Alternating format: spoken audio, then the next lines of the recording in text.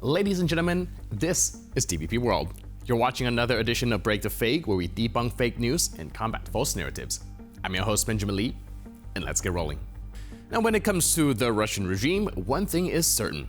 They've mastered the art of pointing fingers while standing knee-deep in their own mess. The recent explosion in Moscow, which killed Lieutenant General Igor Kirillov and his aide, has turned the country's propaganda machine into overdrive. Of course, in classic Russian fashion, it's all Ukraine's fault, or maybe the fault of their own incompetent elite. It's really hard to keep up with the narrative when everyone is yelling at everyone else.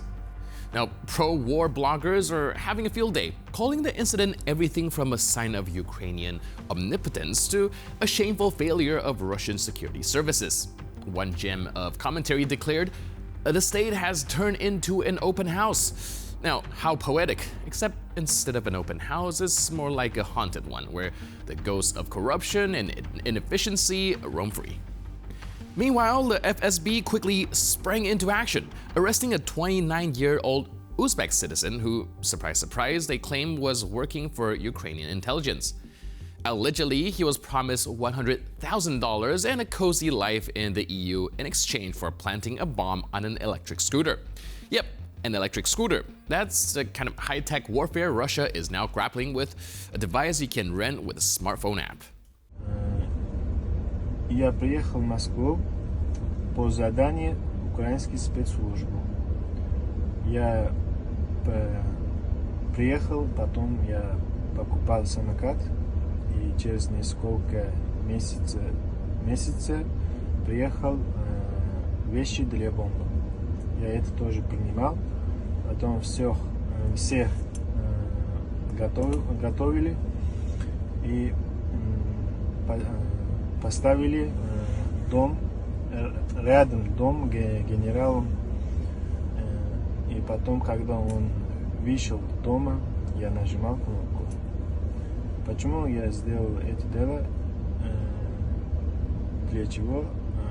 Меня предлагали $100 000 и европейский паспорт. But let's not forget the truly comic element here. Russia's military and intelligence bigwigs lamenting their inability to keep up with Ukraine's brilliant sabotage operations. One pundit went as far as to say, "Our intelligence is important." It's almost touching to see this rare moment of self-awareness. If only they applied the same scrutiny to their actual governance. And let's not overlook the irony of blaming bureaucratic red tape for their failures.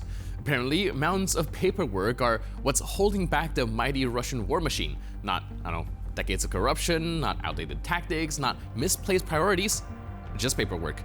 Who knew the pen could truly be mightier than the sword?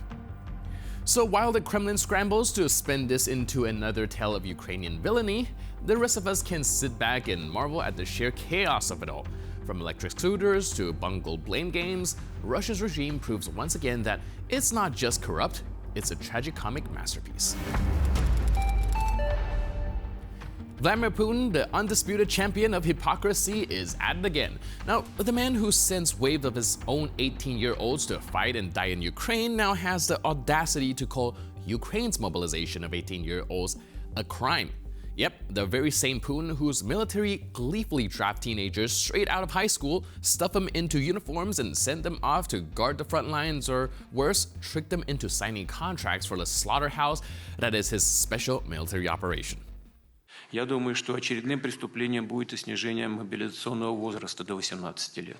Это именно преступление, потому что снижай хоть до 14, как в гитлеровской Германии, создавая Гитлер-Югенд, ситуацию на поле боя это не поменяет. Это всем понятно.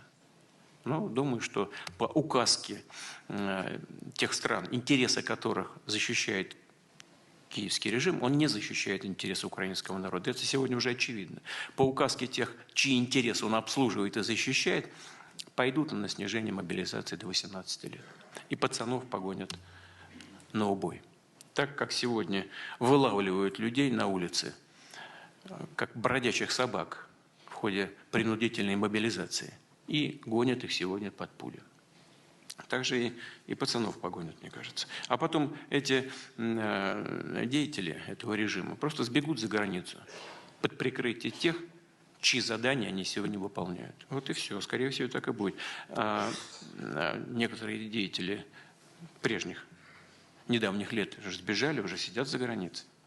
И хорошо известны, и хорошо себя чувствуют, потому что денег наворовали у украинского народа.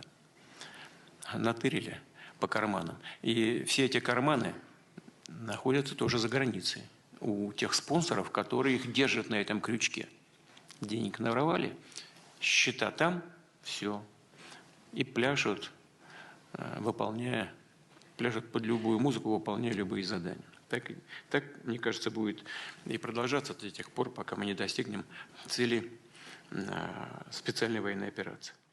Now, it's almost laughable if it weren't so tragic. Putin likened this hypothetical Ukrainian move to Hitlerjugend while conveniently ignoring that his own regime has been sending its own young conscripts, barely men themselves, straight to the meat grinder for years. Oh, and let's not forget the Russian conscription age starts at, 18. The only difference is that Russia's cannon fodder often doesn't even realize they've signed up for war until they're staring down the barrel of a Ukrainian tank. And what about those 19-year-old boys like the Sakhalin conscript with a forged contract, or the one from Tartusan executed for refusing to fight? Or the 18-year-olds from Altai who heroically died carrying out some vague combat mission? No mention of those crimes from the Kremlin choir, of course, because in Putin's Russia, hypocrisy isn't just a policy, it's a lifestyle. But sure, let's clutch our pearls and cry war crime at a policy Ukraine hasn't even implemented yet. It's the ultimate projection. Accuse your enemies of the exact sins you're committing daily and hope that no one notices, except we do. Now welcome to the glorious empire of Vladimir Putin, where rockets are launched into space, propaganda hails the invincibility of Russian might, and 130 families in the heart of Chita spend 2 years visiting the bucket because their homes lack basic plumbing. Yep, while the Kremlin dreams of Orishnik missiles and imperial grandeur, its citizens are living a real-life episode of Survivor Siberian Edition. After 2 years of toil, the local authorities finally unveiled their magnum opus, a wooden outdoor toilet, a true architectural marvel that no doubt took countless hours of planning and high-level debates to design. Perhaps they even consulted Moscow's top engineers for this cutting-edge project. Unfortunately, the toilet door was boarded up for weeks post-construction because in true Russian fashion, it wasn't ready for use. Bureaucracy, comrades, always one step ahead. Мы живем на честном слове, мои дети, и мне очень здесь тяжело жить. Воды, во-первых, не принести, ноги не ходят, туалета нету, помои не вытащить. Выйду и прохожих людей прошу, пожалуйста, донесите мое ведро до помойный. Дом без крыши, во-первых, вся вода течет сюда. И я раз шла в дождик, поперлась ведро выносить с помоями. И чуть не по башке, по ногам, как протаки, дало мне этот камень с потолка. На 16 бараков нет ни одного нормального уличного туалета. Люди вынуждены ходить на ведро. Нет воды. Meanwhile, these residents still haul water from wells, heat their homes with wood, and dump waste into the streets. You know, the kind of progressive infrastructure one expects from the world's so-called superpower. But hey, at least Chita's residents now have a proper latrine to envy while they endure another harsh winter. So while Putin shrouds on the world stage pretending Russia is a modern utopia, his citizens are left to marvel at the luxury of a wooden outhouse, a true testament to the brilliance of the regime, turning every basic human necessity into an epic tale of struggle and triumph. And with that, we conclude this edition of Break the Fake, but for more news, update, and commentary, please stay tuned to DVP World.